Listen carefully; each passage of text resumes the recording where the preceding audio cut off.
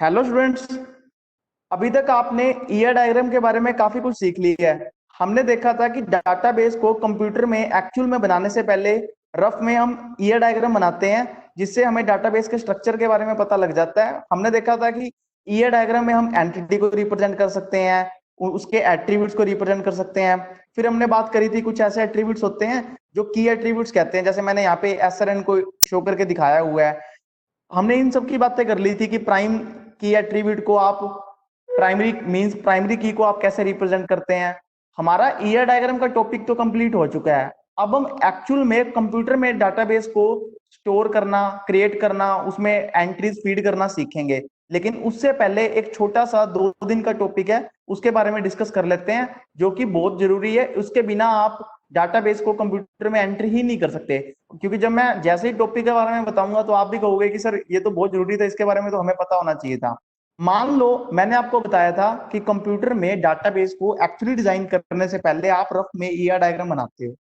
आपने एक year diagram बनाया, मैंने सिर्फ एग्जांपल के लिए मान लिया कि आपने एक ईयर डायग्राम बनाया। अगर मैं इस ईयर डायग्राम में पूछूं आपसे एंटिटी कौन सी, आप कहोगे सर स्टूडेंट। अगर मैं पूछूं इसके एट्रीब्यूट, आप कहोगे sir name, class, roll number, phone number, SRN. अगर मैं पूछूं एसआरएन के नीचे तो अंडरलाइन है, आप कहोगे सर ये हमारा प्राइमरी की है। प्राइमरी की मतलब एक ऐसा एट्रीब्यूट जिसकी सहायता से हम रिकॉर्ड को यूनिकली आइडेंटिफाई कर रहे हैं।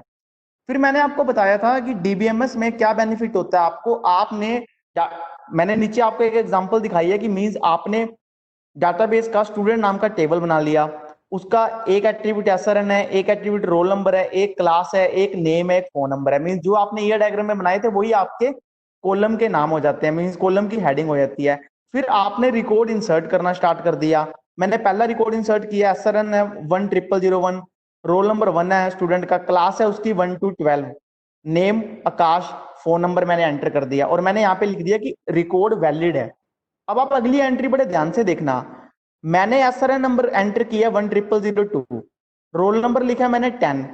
अब की बार मैंने क्या किया, क्लास को लिख दिया 12, TWELVE। मींस पहले मैंने मैथमेटिकल नंबर में लिखा था, अब मैंने अल्फाबेट में लिख दिया। नाम मैंने लिख दिया रोहन, फोन नंबर मैंने लिख दिया उसका। फिर मैंने लिख दिया कि रिकॉर्ड ये मेरा इनवैलिड है।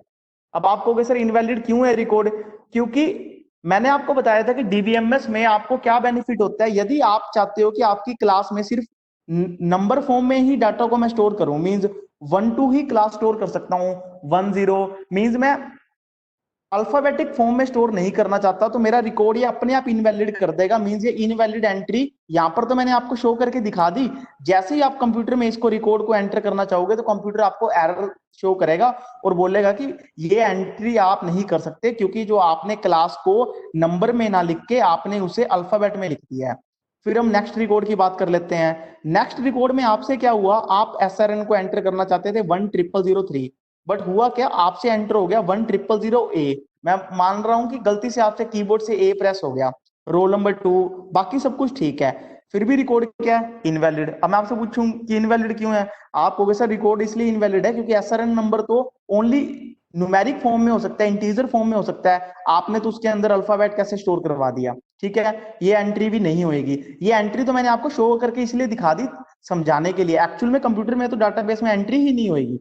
फिर उसके बाद लास्ट एंट्री की बात कर लेते हैं। आपने एसआरएन नंबर सही लिखा 10004, बट आपने रोल नंबर में क्या लिख दिया, के। क्या किसी स्टूडेंट का रोल नंबर के हो सकता है?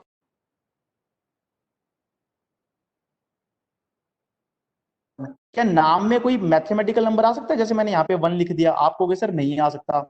मींस ये राम 1 भी गलत है यहाँ पे, और रोल नंबर में के भी गलत है। फोन नंबर मैंने ठीक लिखा हुआ है, और ये एंट्री कैसे होगी, ये भी यहाँ पे इनवैलिड आएगा, ये भी इनवैलिड होगी। मींस आपने देखा कि सिर्फ पहली ही एंट्री वैलिड थी, बाकी सारी इनवैलिड होगी। बिल्कुल आप कहोगे सर ऐसा होना भी चाहिए था, क्योंकि हम नहीं चाहते कि हमारा जो रिकॉर्ड है उसमें कोई भी एरर हो। मींस वो गलत रिकॉर्ड सेव नहीं होना चाहिए। अगर मान लो मैं गलत रिकॉर्ड सेव कर दूं, कल को मुझे रिकॉर्ड को सर्च करना पड़ेगा तो वो गलत रिकॉर्ड शो करेगा और फिर दिक्कत होगी। डीबीएमएस में आपका यही बेनिफिट होता है, नॉर्मल फाइल सिस्टम में सारे के सारे रिकॉर्ड वैलिड हो जाते हैं। मींस आपको खुद मैनुअली देखना पड़ता है कि ये मेरा रिकॉर्ड सही है या नहीं। डीबीएमएस में आप गलत एंट्री कर ही नहीं सकते। आप जैसे ही रिकॉर्ड में कोई ना कोई एरर करोगे तो कंप्यूटर उसको स्टोर ही नहीं कराएगा, वो आपको एरर शो करेगा। मैंने लिखा भी है, हमने डाटाबेस में स्टूडेंट का टेबल बनाया है, उसमें ओनली फर्स्ट एंट्री वैलिड है और 3 एंट्रीज इनवैलिड है। बट अब सबसे इंपॉर्टेंट क्वेश्चन यही राइज होता है कि कंप्यूटर को कैसे पता लगता है कि कौन से एट्रीब्यूट की कौन सी वैल्यू वैलिड है और कौन सी इनवैलिड है। मेरे कहने का मतलब है, कंप्यूटर को कैसे पता लगा कि ये पहला रिकॉर्ड सही है, दूसरे रिकॉर्ड में कोई गलती है, तीसरे में भी कोई गलती है, चौथे में भी कोई गलती है, कंप्यूटर को कैसे पता लगा? मींस कंप्यूटर को कैसे पता लगा कि क्लास को मेरे को सिर्फ नंबर में ही स्टोर करवाना था, अल्फाबेट में मैं नहीं स्टोर करवा सकता। अगर कोई अल्फाबेट में स्टोर कराता है तो इसको एरर बनाना है, मींस इसको इनवैलिड एंट्री डिक्लेयर करनी है। कंप्यूटर को इस चीज का कैसे पता लगा? सिमिलरली कंप्यूटर को कैसे पता लगा कि एसआरएन में सिर्फ नंबर ही आएगा, कोई अल्फाबेट नहीं आ सकता? और कंप्यूटर को कैसे पता लगा कि रोल नंबर में भी सिर्फ नंबर आएगा, मींस ये के अल्फाबेट नहीं स्टोर हो सकता? मींस मैंने लिखा ना कि कंप्यूटर को कैसे पता लगता है कि कौन से एट्रीब्यूट की कौन सी वैल्यू वैलिड है और कौन सी इनवैलिड है। यही तो मेरा क्वेश्चन है। मैंने तो बोल दिया ना कि कंप्यूटर में सिर्फ पहला रिकॉर्ड इंसर्ट होगा, बाकी रिकॉर्ड इंसर्ट नहीं होगा। ये कंप्यूटर को कैसे पता लगता है? क्योंकि ये तो हमें क्लियर है ना, हम लोग एसआरएन तो हमने डिजाइन किया, कंप्यूटर ने थोड़ी हमें बताया कि एसआरएन नंबर आपने एक इंटीजर में लेना है। ये तो हमने सिर्फ अपने एट्रीब्यूट का नाम दिया है। ये तो आपकी मर्जी है ना कि एसआरएन को आप नंबर में लेना चाहते हो। रोल नंबर भी आपके लिए, आपने रोल नंबर को एक नाम डिफाइन किया है, कंप्यूटर को थोड़ी पता कि रोल नंबर को नंबर में लेना है। ऐसी क्लास भी आपने एट्रीब्यूट का नाम दिया है, ऐसे ही नेम भी आपने एट्रीब्यूट का नाम दिया, फोन नंबर भी आपने ही नाम दिया है। मीन्स कंप्यूटर इन चीजों से नहीं जानता। अगर आप सोचोगे कि आपने फोन नंबर लिख दिया, कंप्यूटर इतना स्मार्ट है, कंप्यूटर समझेगा कि फोन नंबर में सबके सब नंबर ही, मीन्स मैथमेटिकल डिजिट ही लेने हैं, नाम में सिर्फ अल्फाबेट ही लेने हैं, ये कंप्यूटर नहीं समझ सकता। तो फिर कंप्यूटर को कैसे पता लगता है कि कौन सी एंट्री एट्रीब्यूट के लिए वैलिड है, कौन सी इनवैलिड है? मैंने लिखा है ना एग्जांपल, एसआरएन की ओनली इंटीजर वैल्यूज ही वैलिड है और नेम एट्रीब्यूट की ओनली अल्फाबेटिक वैल्यूज ही वैलिड है। ये हमें पता है, लेकिन हमने तो सिर्फ ईयर डायग्राम में अपनी एंटिटी का नाम बताया है, एट्रीब्यूट बताए हैं। बट कंप्यूटर को कैसे पता लगा कि इस एट्रीब्यूट के लिए कौन सी वैल्यूज वैलिड है, कौन सी इनवैलिड है? मींस कंप्यूटर को कैसे पता कि नाम अल्फाबेट में स्टोर करवाने हैं? मींस इसमें यदि कोई मैं नंबर स्टोर करवाता हूं तो वो एंट्री ही नहीं लेगा, वो एरर शो करेगा। इन चीजों का कंप्यूटर को कैसे पता लगता है? ऐसे ही एसआरएन में नंबर ही आएगा, रोल नंबर में मैथमेटिकल इंटीजर ही आएंगे। इन सारी बातों का कंप्यूटर को कैसे पता लगता है, इसके बारे में हम नेक्स्ट स्लाइड में बात करेंगे। आप प्रॉब्लम समझ चुके हो, अब हम बात करेंगे कि कंप्यूटर को इन सारी चीजों के बारे में कैसे पता लगता है कि कौन से एट्रीब्यूट के लिए कौन से वैल्यू वैलिड है, कौन सी इनवैलिड है। इसकी बात हम नेक्स्ट स्लाइड में करेंगे।